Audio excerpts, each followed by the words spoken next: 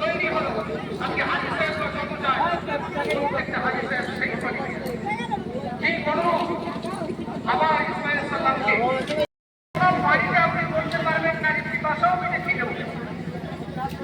যখন পানিটা তথাপিও তার খিদে কিছু লাগে না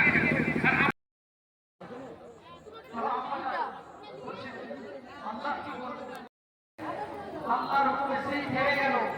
সেই মুহূর্তের নাম যত পানি আসে প্রত্যেকটা পানির মধ্যে ونشهد ان لا